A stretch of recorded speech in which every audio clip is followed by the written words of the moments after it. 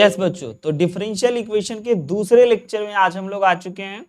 आज बच्चों variable separable method पे डिस्कशन होगी। कैसे हम लोग किसी डिफरेंशियल इक्वेशन को वेरिएबल सेपरेबल मेथड से सॉल्व करते हैं, ये सब सीखेंगे। और तो और बच्चों, और भी विभिन्न प्रकार के वेरिएबल सेपरेबल से सॉल्व होने वाले डिफरेंशियल इक्वेशन आपके सामने दिखाएंगे। जेई मेन भी कैसा कैसा क्वेश्चन पूछता है ये वेरिएबल सेपरेबल मेथड से। जैसा कि हम आपको स्टार्टिंग से बता रहे हैं कि पूरे डिफरेंशियल इक्वेशन में अपन दो ही काम करते हैं। काम नंबर एक बच्चों कि किसी भी कर्व के इक्वेशन से डिफरेंशियल इक्वेशन बनाते हैं, और काम नंबर दूसरा किसी डिफरेंशियल इक्वेशन को सॉल्व करके कर्व का इक्वेशन पता करते हैं। ये दो बड़ा ही महत्वपूर्ण काम है, और यही दो काम करते हैं जिसमें कि हम आपको पिछले क्लास में ऑनलाइन ऑफलाइन क्लास में बच्चों, है ना, व्हाइट बोर्ड पे पढ़ा चुके हैं। मेथड 1 यानी कि कर्व से डिफरेंशियल इक्वेशन कैसे फाइंड आउट करते हैं। और अब बच्चों ऑनलाइन में हम आपको बताने वाले हैं कि किसी डिफरेंशियल इक्वेशन को सॉल्व किन किन मेथड से किया जा सकता है। उन सभी मेथड पे एकदम अच्छे से बच्चों स्टार्टिंग से एंड तक, जीरो लेवल से हायर लेवल तक हर एक बातों को करेंगे।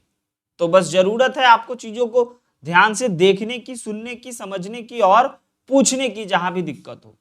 तो चलिए बच्चों, आज का सबसे महत्वपूर्ण बात है कि हम लोग डिफरेंशियल इक्वेशन को सॉल्व करना फाइनली आज सीख जाएंगे।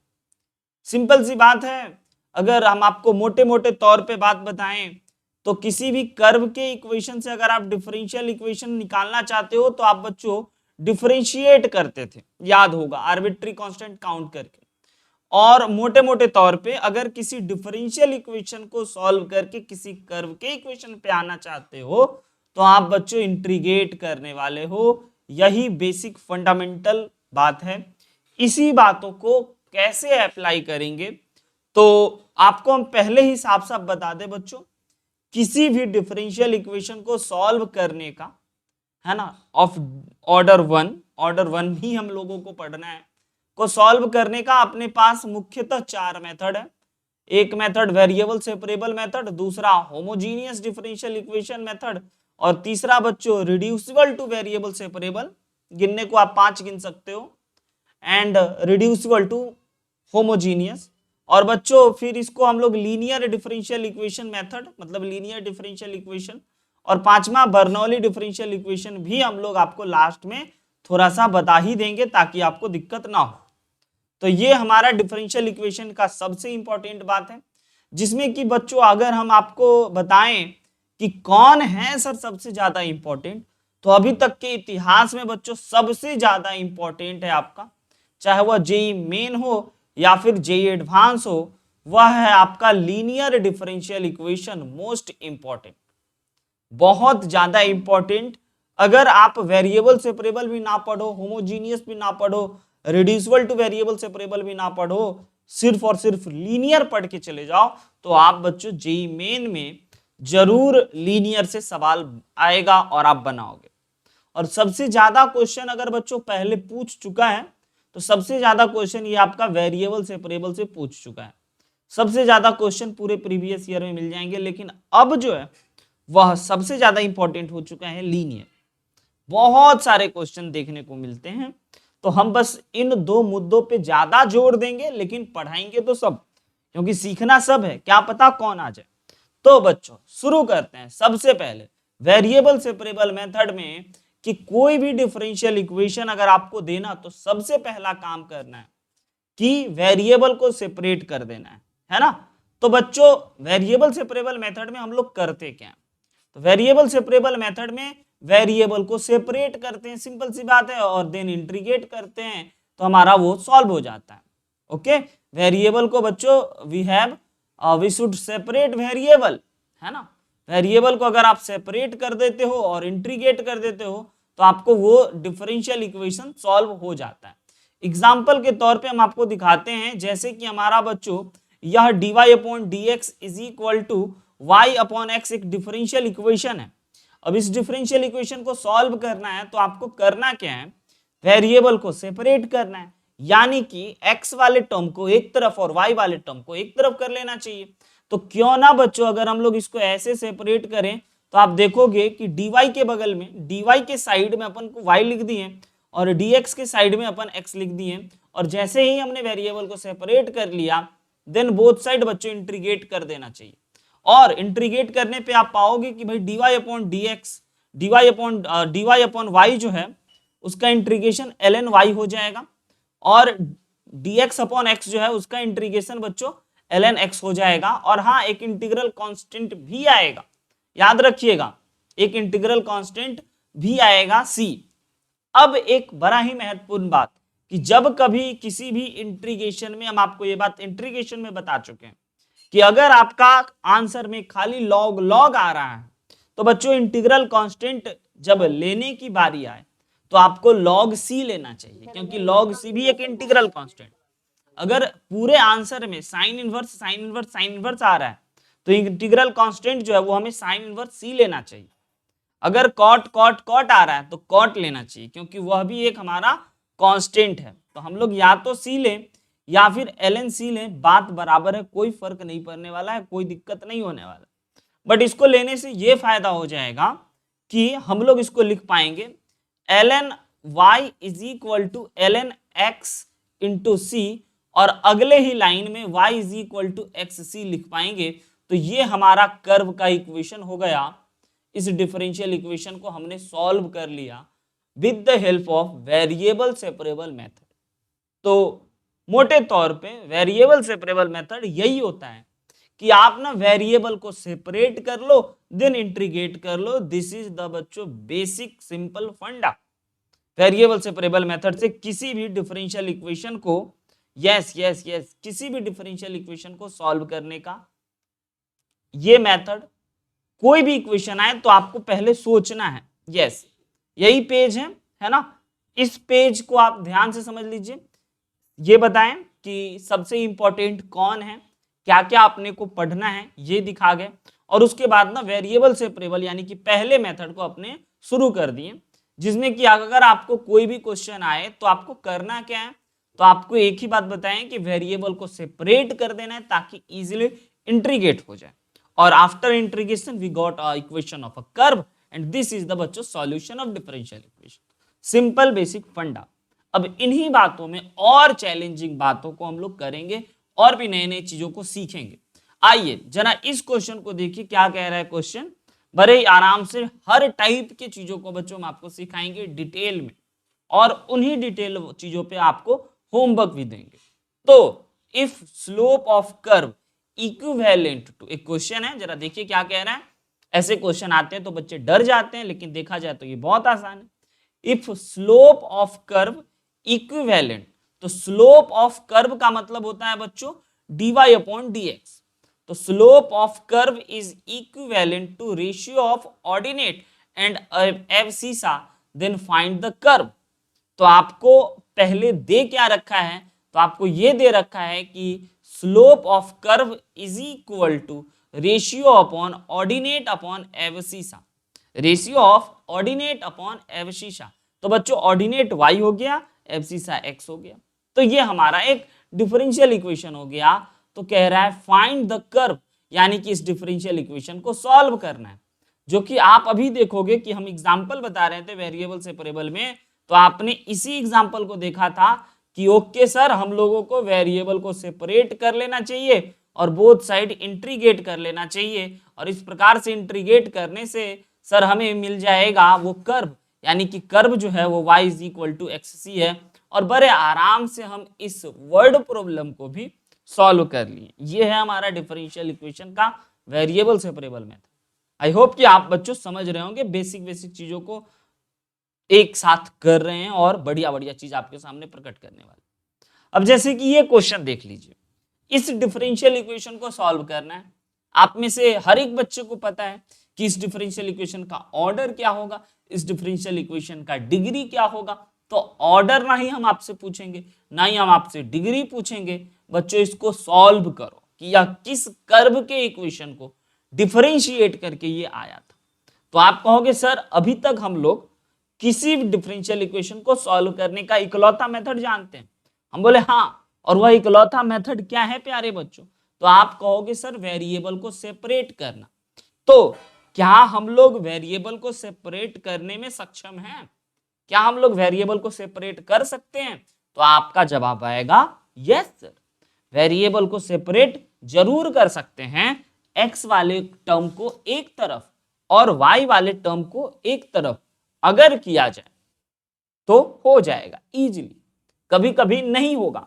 तो ध्यान दीजिएगा, जब आप वेरिएबल को सेपरेट ना कर पाओ तब बच्चों दूसरा मेथड आ जाएगा और हम आपको दूसरा मेथड सिखाने लगे। फंडा क्लियर है? तो यस सर, आइए सबसे पहले देख लेते हैं, क्या सर वाई वाले टर्म को एक तरफ किया जा सकता है? हम बोले dy तो भैया LHS में है, तो 1 प्लस वाई स्क्वायर वाले टर्म को RHS से अगर बुला लें तो यह LHS में आ जाएगा, बट डिवाइड में आ गया, नो प्रॉब्लम। अब जब सर आप बुक कर दिए कि LHS वाले चीज वाई वाले जितने भी टर्म है वो LHS में होंगे, तो x वाले जो टर्म होंगे उसको RHS में लाने की साजिश की जाए। हम बोले यस बच्चों, 1/x² ऑलरेडी है, और क्यों ना इस dx को इधर न्यूमरेटर में भेज दें बाई क्रॉस मल्टीप्लीकेशन वाले फंडे से। अगर आप इसको बाई क्रॉस करोगे तो ऊपर वाला आ जाएगा। लेकिन इस मेथड में हमने क्या करा, हमने बच्चों वेरिएबल को सेपरेट करने में सक्सेसफुल हो गया, है ना। हमने वेरिएबल को इजीली सेपरेट कर ली। जैसे ही आप वेरिएबल को सेपरेट कर लो, देन बच्चों वी हैव टू इंटीग्रेट। अब इसका इंटीग्रेशन आप में से हर एक बच्चे को पता होगा कि sir dy upon 1 plus y square तो tan इनवर्स y होता है, और dx upon 1 plus x square तो tan इनवर्स x होता है। और मुद्दे की बात, पॉइंट टू बी नोटेड, एक आपका इंटीग्रल कांस्टेंट c होगा। बट बच्चों हम आपको अभी अभी बताए हैं कि अगर पूरे क्वेश्चन में tan की गंगा बह रही है तो आप भी इंटीग्रल कांस्टेंट की जगह पे tan इनवर्स c लिखना। पॉइंट टू बी नोटेड, अगर पूरे क्वेश्चन में, पूरे आंसर में बच्चों अपने को साइन साइन साइन दिख रहा है तो एक जगह सिर्फ सी लिखने से कोई बढ़िया मैथमेटिकल कैलकुलेशन नहीं कर पाएंगे। तो बच्चों आपको पता है कि अगर सी एक हमारा इंटीग्रल कांस्टेंट है तो tan इनवर्स सी भी हमारा एक कांस्टेंट ही होगा, इसमें नो डाउट। तो क्यों ना हम लोग इसके जगह पे tan इनवर्स सी लिख दें। अब डियर tan इनवर्स सी लिखने का सर क्या फायदा हुआ? हम बोले बच्चों आप इसमें ना tan इनवर्स सी जैसे ही लिख दिए तो आप इसमें अब एक ट्रिगोमेट्रिक फॉर्मूला लगा सकते हो, और वो ट्रिगोमेट्रिक फॉर्मूला बताते हैं क्या है। भले ही आप IETF के जानकार ना हो, लेकिन बच्चों एक छोटी सी बात, आप जानकार हो tan a plus minus b वाले फॉर्मूला के। बिल्कुल जैसे tan a plus b minus का फॉर्मूला होता है, वैसे ही बच्चों tan इनवर्स x माइनस का tan इनवर्स y का जो फॉर्मूला होता है वो देखना हम लिखते हैं, आपको फील आ जाएगा बिना इनवर्स ट्रिगोमेट्रिक फंक्शन पढ़े हुए। वो होता क्या है, tan inverse x minus y divided by 1 plus x y. Feel आया क्या बच्चों? यह looks like sir tan a plus minus tan b divided by 1 minus plus tan a into tan b होता है ना अपना tan a प्लस b वाला formula. वैसे ही बच्चों tan inverse x minus tan inverse y, तो इसके जगह पे हम लोग सर लिख सकते हैं okay y minus x divided by 1 plus y x is equal to c, और दोनों को कंपेयर करने के बाद, है ना, तो हमारा ये एक कर्व मिल गया। अगर आप यहां तक भी छोड़ देते नो प्रॉब्लम। तो ये रहा हमारा सिंपल क्वेश्चन का सिंपल तरीका कि कैसे वेरिएबल को सेपरेट करके अपन इंटीग्रेट करते हैं। आइए चलते हैं अगले क्वेश्चन पे। ये क्वेश्चन जरा देखिए, क्या आप बच्चों वेरिएबल को सेपरेट कर सकते हो? हम आपसे यही पूछना चाहेंगे और कुछ वक्त देना चाहेंगे। वेरिएबल सेपरेट करने का मतलब y वाले टर्म को एक तरफ कर दीजिए और x वाले टर्म को एक तरफ कर दीजिए और इंटीग्रेट कीजिए। अगर आप इंटीग्रेट सक्सेसफुली कर लिए तो मतलब आप इस डिफरेंशियल इक्वेशन को सॉल्व कर लिए। लेकिन आपको अब ये धीरे धीरे पता चल रहा होगा कि हर टाइप के डिफरेंशियल इक्वेशन को सर हम लोग सेपरेट कर पाए ये कोई जरूरी नहीं है। क्लियर है बच्चों कि हर डिफरेंशियल इक्वेशन को हम लोग वेरिएबल को सेपरेट कर लें। अब जरा बताइए, सबसे पहले आपको यहां पे दिख रहा होगा x वाला टर्म, तो क्यों ना सर हम लोग x वाले टर्म को एक तरफ कर लेते हैं। तो आप कहोगे सर y वाला टर्म तो इकलौता है। हम बोले नो प्रॉब्लम, रहे तो इकलौता है तो है। फिर अब आप देख लो ऐसे, क्या बच्चों इसको हमने ऐसे लिख दिया RHS में। अब आरएचएस में इसको लिखने के बाद आप कहोगे इसका क्या काम है सर एलएचएस में, इसको भी आरएचएस में ले जाओ, तो आप कहोगे dy is equal to 1 minus cos x divided by 1 plus cos x. अब कहोगे यस सर, हम लोगों ने बड़े ही इजीली, बड़े ही आसानी से x वाले टर्म को एक तरफ और y वाले टर्म को एक तरफ कर दिए। जब ऐसा हो जाए तो हम लोगों को बच्चों इंटीग्रेट करना चाहिए, और आप में से हर एक बच्चे को पता है कि dy का इंटीग्रेशन तो y हो गया, और ये भी पता है 1 minus cos x divided by 1 plus cos x जो होगा बच्चों, वह आपका एक ट्रिगोमेट्रिक फॉर्मूला है, और वह हो जाएगा क्या चीज, tan स्क्वायर एक्स बाई 2। कुछ बात याद आया, बेसिक ट्रिगोमेट्रिक फॉर्मूला। और जैसे ही आप tan स्क्वायर एक्स बाई 2 आप लिखो तो आपको याद करना होगा, oh my God sir tan square x by 2 को इंटीग्रेट कैसे करते हैं। तो बच्चों हम आपको बता चुके हैं कि tan स्क्वायर एक्स हो या cot स्क्वायर एक्स हो, तो tan स्क्वायर एक्स को आप बदलोगे क्लास 10th के ट्रिगोमेट्रिक आइडेंटिटीज वाले फॉर्मूला से, तो आप tan स्क्वायर एक्स की जगह पे क्या लिख सकते हो, तो कहोगे सर tan स्क्वायर एक्स की जगह पे हम लोग sec स्क्वायर एक्स बाई 2 लिख सकते हैं, और तो और बच्चों क्या लिख सकते हैं, माइनस का 1। कहिए तो आपको फॉर्मूला याद दिला दें, sec स्क्वायर एक्स माइनस का tan square x is equal to 1 होता है ना। तो बच्चों यही tan square x is equal to आपसे पूछा गया है, तो आप कहोगे ओके सर, अब इसको इजिली इंटीग्रेट कर पाएंगे क्योंकि y का इंटीग्रेशन तो हो चुका है, और sec स्क्वायर एक्स का इंटीग्रेशन हो जाएगा सर tan x बाई 2, और x बाई 2 में हम लोगों का 1 बाई 2 बच्चों लीनियर है, x बाई 2 तो 1 बाई 2 से डिवाइड करना होगा, और माइनस का इस 1 का इंटीग्रेशन हो जाएगा x, और इंटीग्रल कांस्टेंट बच्चों प्लस का c, यहाँ पे सिर्फ और सिर्फ c, क्योंकि हर जगह tan नहीं आ रहा है। दिस इज योर बच्चों solution of this given differential equation by variable separable method. आई बात समझ में, है ना, बात बहुत आसान। सब करना क्या है, पहले ही एक लाइन में बता दिए व्हाट टू डू। तो बच्चों please separate variable and then integrate, बस ये एक डायलॉग अगर आपको याद रहता है तो आप कोई भी डिफरेंशियल इक्वेशन जो वेरिएबल सेपरेबल पे बेस्ड हो उसको आप बना लो। आइए थोड़ा सा लेवल अप करते हैं।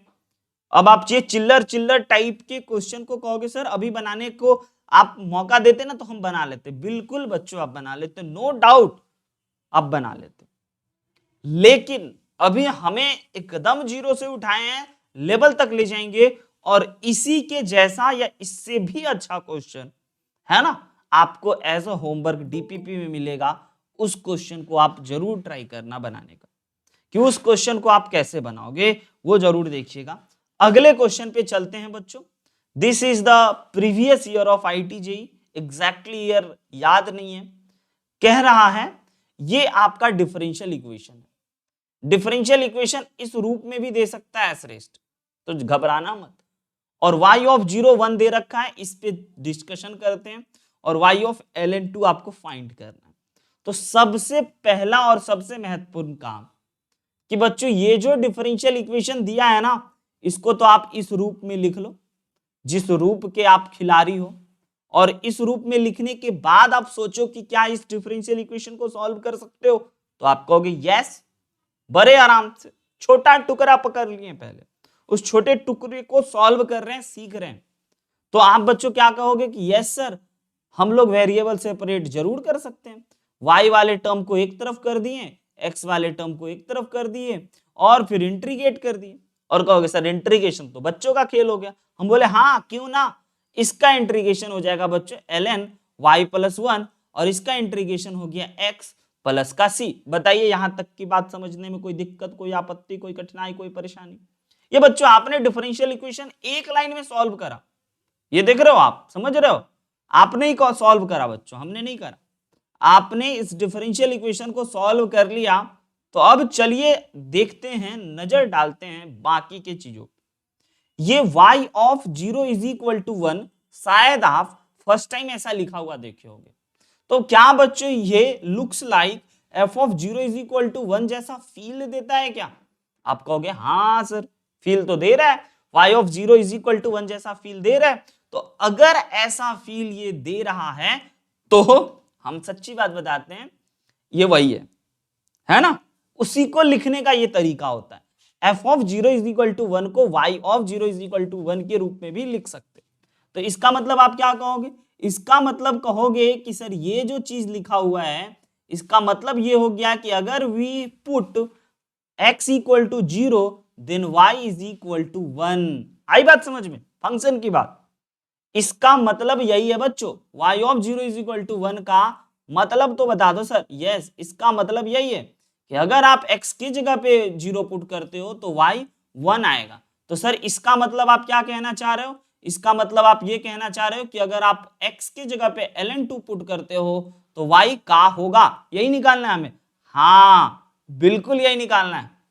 तो सर ये गिवन क्यों है, ये दिया क्यों है? तो बच्चों ये दिया है आपको ये निकालने में मदद हो इसीलिए। ये जब कभी भी आपको देगा तो समझना कि आप इस इंटीग्रल कांस्टेंट को जानने वाले हो आज, कि आज ये हमारा इंटीग्रल कांस्टेंट कौन है, इस c की जगह पे आज क्या होगा। तो चलिए इस डिफरेंशियल इक्वेशन को सॉल्व करके हमने जो कर्व लाया है उसमें बच्चों x की जगह पे 0 पुट करते हैं और y की जगह पे 1 पुट करते हैं तो पक्का पक्का प्यारे बच्चों आपको c का वैल्यू निकलते हुए दिखेगा। आइए जरा देखते हैं। आपको पता है, वेरी गुड, c निकल चुका है। बहुत बढ़िया, कमाल कर दिए हैं। तो बच्चों x की जगह पे हमें 0 रखना चाहिए प्लस c। तो आपको पता चला होगा c is equal to ln2। Okay, जैसे ही आपको c is equal to ln2 निकला तो आपका जो ये कर्व का इक्वेशन हो गया वह हो गया ln y plus 1 is equal to x plus का ln2 प्यारे बच्चों। और अब आपको क्या करना है, x की जगह पे कितना पुट करना है, दिखाई दे रहा होगा सभी को, ln2। यस बच्चों, तो अब आप क्या काम करो, x की जगह पे ln2 पुट कर दो। ln2 पुट करना है x की जगह पे तो हमारा हो गया ln y प्लस 1 और x की जगह पे ln2 प्लस ln2 प्यारे बच्चों। और आप देखोगे तो y प्लस 1, हमें y का वैल्यू निकालना है। आप देखोगे तो आप कहोगे सर ये बन गया 2ln2 और 2ln2 क्या होता है, ये आपको पता ही होगा कि सर 2 टू दी पावर 2 होता है। यस और नो बच्चों, है ना, ये पावर ऊपर चढ़ गया।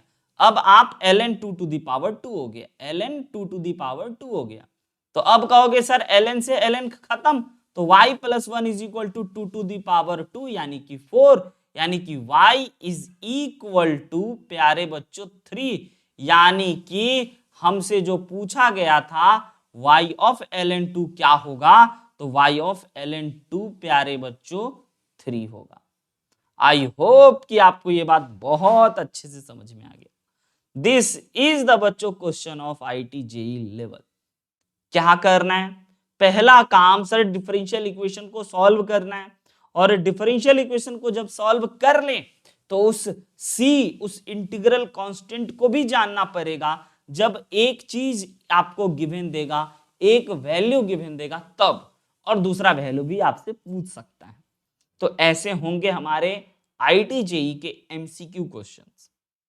आई होप कि बहुत अच्छे से आपने सीखा और समझा। बच्चों नोट करने पे बहुत ध्यान मत देना, बाद में कॉपी का फेयर करना ताकि आप चीजों को रिवाइज कर पाओ, रिकॉल कर पाओ दोबारा से भी। और ये PDF और वीडियो आप लोगों के लिए ही है, बाद में आपको जरूर मिलेगा। वीडियो हो गया, PDF हो गया और DPP हो गया। अगर तीनों को एक साथ आप कंबाइन करते हो तो जो रिजल्ट आने वाला है, जो आउटपुट आने वाला है, वो आप भी आश्चर्यचकित हो जाओगे कि ओ माय गॉड, हम भी किसी टॉपिक में इतने बेहतर हो सकते हैं। यस, मेरा बिलीव कीजिए, बहुत ही स्टार्टिंग का चीज सब है, आदत यहीं से डालना है। आपको वीडियो, PDF और DPP को सीरियसली लेना है। अगर इन तीन चीजों को आप सीरियसली लेते हो तो आपको बहुत एक्स्ट्रा मेहनत करने की जरूरत फ्यूचर में नहीं पड़ने वाली है। आपको खाली अपने लेवल पे काम करना होगा फ्यूचर में। लेकिन अभी स्टार्टिंग में आपको इन 3 फंडामेंटल चीजों को एकदम जम के, एकदम रगड़ के, after class, after video PDF, DPP के एक एक क्वेश्चन को ट्राई टू सॉल्व। और ना बने तो हमारा पोर्टल एनी टाइम ऑन रहता है, आप कभी भी बेहिचक पूछ सकते हैं। तैयार हैं बच्चों अगले क्वेश्चन को सीखने समझने के लिए?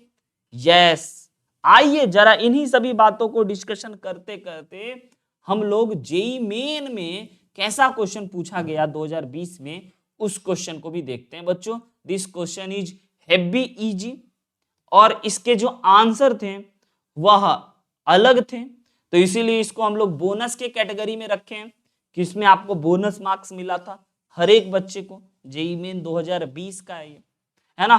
तो सबसे पहला बात, श्रेष्ठ देख चुका होगा इस क्वेश्चन को। सबसे पहले आप क्या करोगे बच्चों, इस डिफरेंशियल इक्वेशन को सॉल्व करो। कौन सा डिफरेंशियल इक्वेशन? ये सर, इस डिफरेंशियल इक्वेशन को चलो पहले सॉल्व करते हैं। और ये क्यों दिया है? ये दिया है सी के वैल्यू को निकालने के लिए, और ये हमें निकालना है। ऑलराइट बच्चों, तो आइए जरा याद कराएं कि क्या आप इस डिफरेंशियल इक्वेशन को सॉल्व कर सकते हो या नहीं। तो सबसे पहले बच्चों इस डिफरेंशियल इक्वेशन को नोट कर लेते हैं। और जैसा कि आपको पता है कि अभी हम लोग एक ही मेथड जाने हैं, variable separable method. Class 12 board examination में भी बच्चों बहुत इंपॉर्टेंट लेक्चर, क्लास 12 के बोर्ड एग्जाम में भी पक्का यही सब क्वेश्चन आते हैं। आपको वेरिएबल सेपरेट करना है। वेरिएबल सेपरेट सर कैसे किया जाए? बोले कि भैया एक्स वाले टर्म को एक तरफ किया जाए और वाई वाले टर्म को एक तरफ किया जाए। तो आप अगर देखोगे कि under root 1 minus x square into का dy upon d x is equal to minus under root 1 minus y square लिख सकते हैं सर। हम बोले हाँ। अब अगर वेरिएबल को सेपरेट करने की बारी आई तो आप कहोगे सर y वाले टर्म को LHS में क्यों ना रखा जाए। तो LHS में अपने को दिख रहा है 1 माइनस का बच्चों वाई स्क्वायर, जगह कम पड़ रहा है लेकिन कोई बात नहीं, लिखेंगे 1 माइनस का वाई स्क्वायर। ऑलराइट बच्चों, और RHS में क्या लिखेंगे? माइनस का, है ना, देखना बच्चों, माइनस का dx divided by under root 1 minus x square. और बोथ साइड अगर इंटीग्रेट कर दें, बोथ साइड इंटीग्रेट कर दें तो आप बड़े आराम से ये फॉर्मूला चिल्ला चिल्ला के कहोगे कि सर ये फॉर्मूला तो हमारा साइन इनवर्स एक्स हो गया, और कहोगे कि सर ये फॉर्मूला तो हमारा साइन इनवर्स वाई हो गया, और उसके बाद बच्चों हमारा इंटीग्रल कांस्टेंट। अब क्या करना है? अब सर हमें y ऑफ -1/2 निकालना है। तो पहले सर इस इंटीग्रल कांस्टेंट c को जानना होगा। याद रखिएगा, अगर आप यहाँ पे साइन इनवर्स c भी लिख दिए नो प्रॉब्लम, और साइन और सिर्फ c भी लिख दिए नो प्रॉब्लम, है ना, उससे कोई दिक्कत नहीं है क्योंकि वो तो एक इंटीग्रल कांस्टेंट है। वह क्या होगा वह ये बताएगा। आइए जरा अब हम लोग पुट करते हैं x की जगह पे 1/2 एंड बच्चों y की जगह पे √3/2, तो इससे आपका इंटीग्रल कांस्टेंट यानी कि c मिलेगा।